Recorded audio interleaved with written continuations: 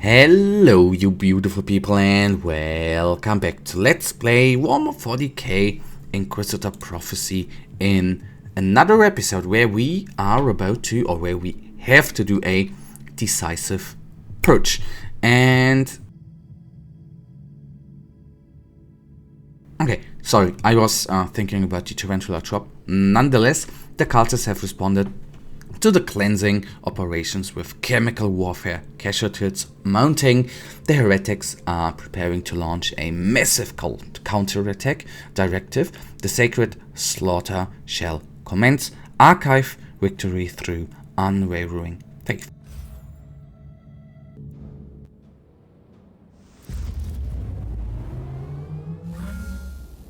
Maim the heretic, slay the treacherous Xenos, banish the fork-tongued demon spawn. Will do. So this is sometimes the thing, especially if you play the priority assignments, the randomly generated ones in one go, like I now do for the last 36 minutes. It can be a little bit redundant with, well, basically doing the same kinds of missions. This is something I could say is not the coolest part about this game. And yes, of course, I know that in most, or in many RPG games, actually in all of them, at a certain state of the game, especially if you go over to the end game, of course, things start to get more and more repetitive. This is just, I think, well, the usual thing which happens, but this game has, I think, so much to offer with, of course, that you need to stay some sort of, you need to stay with the same race, so to say. Of course, you can't switch from tainted or chaos enemies to, okay, you could switch to Tukari, of course, but this would makes, because of Slanesh, relatively sense, but you can't suddenly switch to Tyrannid, for example, on all Eldari. That would, in my opinion, not really make sense. But I think you could really switch the setting up, like I always say, and I totally mean that. What I do enjoy about this game, of course, is not only that it plays in the 40k universe,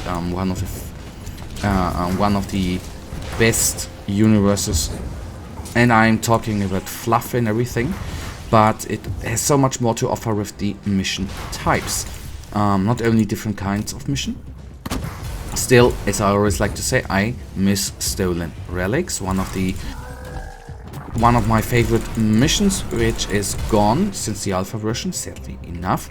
But this game has so much to offer in a sense of different mission settings. What do I mean by different mission settings? Of course, I'm talking about inside maps, outside maps, and then I'm talking about, of course, the basic settings like fog and anything. And this is the fourth mission I play in a row.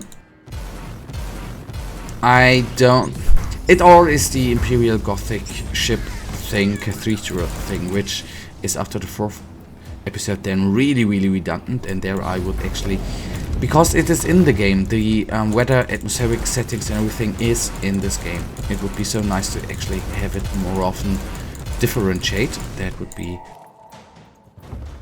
absolutely amazing. Maybe that is one of the small critiques I have with this wonderful game. Still, if I wouldn't enjoy it, if I wouldn't enjoy the 40k universe as much as I do, I basically would have not played this game so often.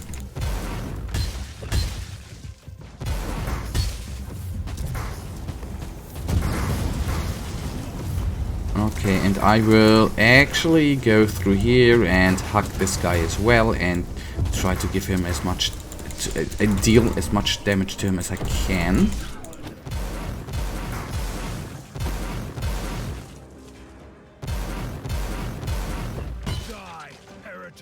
Okay, I am a little bit confused that we already killed more than half of the enemies, but who am I actually to complain about that?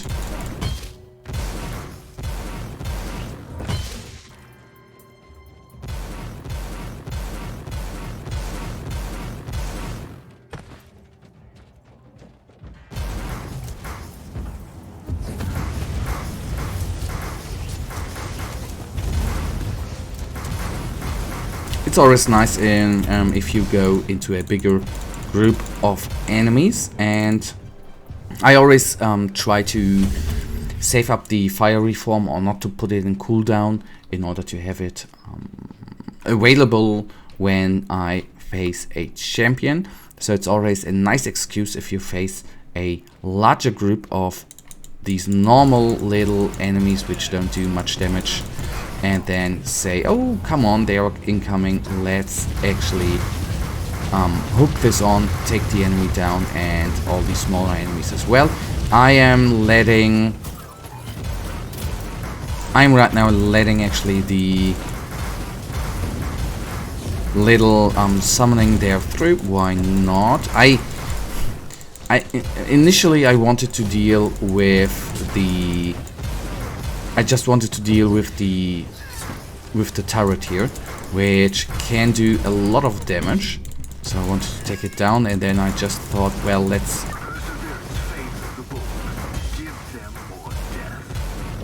let's just take down the champions to left and right. Okay, no one is here. 17 enemies remain. I still assume a bodyguard and a hellbrute there. Let's find out. Oh my god, I'm right now really annoyed. I want to say I'm going to keep my eyes glued to the ground so that I don't trigger a trap. And what the heck did just happen? I, of course, run through the trap like a tart.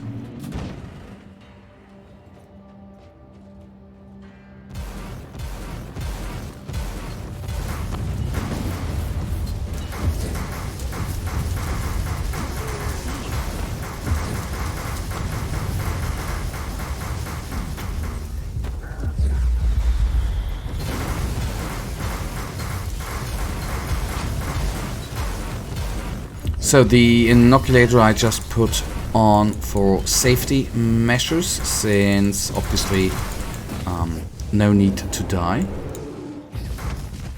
Okay, 3 more enemies, 2 are gobblers, which are no heavy hitters at all. And then the hellbrute will be quickly taken down, and let's then find out whether this is actually the last part of the priority assignment. The enemies of the Imperium failed miserably. That's all they do. That's all they do. You always have to say the artwork here, of course, looks absolutely amazing, although it's all prepared by Games Workshop, basically, I guess, because they do the miniature design. Alright, post-action report. Purge complete. The massive cultist counter-assault was brief, but it caused heavy casualties. With the surge lost its momentum, nobody escaped alive. The cultists were mind-controlled by the Chaos relics stolen from a stasis vault.